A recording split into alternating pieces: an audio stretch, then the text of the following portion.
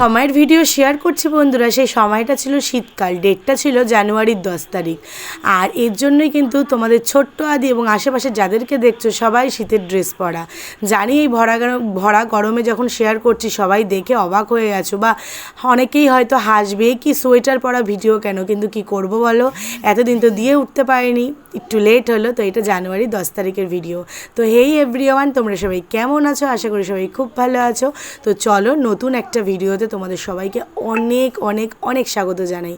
তো দেখো ভিডিওটার মধ্যে আমি যেটা শেয়ার করতে এসেছি তোমাদের সঙ্গে সেটা হচ্ছে আমার বাড়ির সামনে, মানে একদমই আমার বাড়ির সামনে 2 পা হাঁটলেই একটা মাঠ আছে।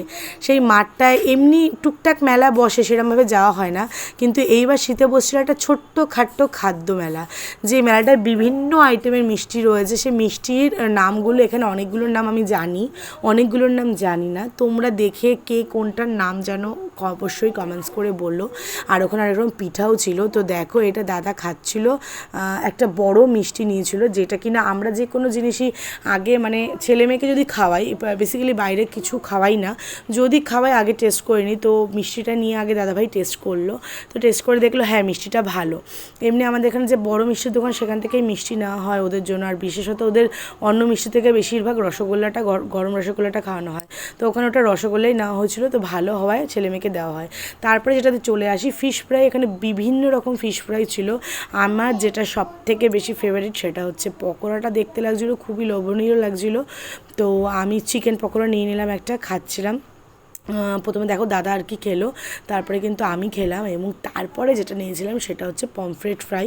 আর এর সঙ্গে এরা একটা চাটনি দিচ্ছিলো, খেতে কিন্তু খুব ভালো লাগছিলো। আর একদম গরম ধোয়া উঠছিল, তো খেতে কিন্তু অসাধারণ লাগছিলো। তো আমার এই মেলায় এসে খুবই ভালো লাগে। তো 4-5টা টুকটাক কিছু আর কি বাচ্চাদের চড়ার জিনিস এসছে। তো আমি চড়াইনি, সে না চড়ার মতনই, মেনলি খাওয়ার জিনিসই এসছে। তারপরে চলে আসলাম ঘুগনির দোকানে।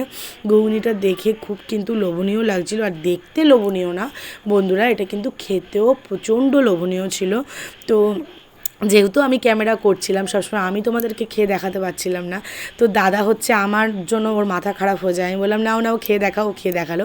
তো এই মেলায় এসে আমার খুব ভালো লাগে, তাই পরের দিন আবার এই মেলায় আসি। এবং তখন কিন্তু আমি আমার মা আর শাশুড়িকে নিয়ে আসি, আর নিয়ে এসে ওদেরকে ফিশ ফ্রাইয়ের সামনে দাঁড় করিয়ে বলি যে বলো তোমরা কোনটা খাবে। তো ওরা অন্য কোনো কিছু খাবে না, ওরা এটা গলদা না বাগদা একটা চিংড়ি কিছু একটা হবে, আমার খেয়ালও নেই। তো সেই চিংড়ি খাবে। তো গলদা হোক বা বাগদা, চিংড়ি মাছটার সাইজটা দেখেই বোঝা গেছে তোমরা চিংড়ি মাছটা কতটা বড় ছিল। আর চিংড়ি মাছ কিন্তু আমারও খুব ভালো লাগে। তো শাশুড়ি মা আর মা এই দুটো খেলো। তো তোমাদের কেমন লাগলো জানিও।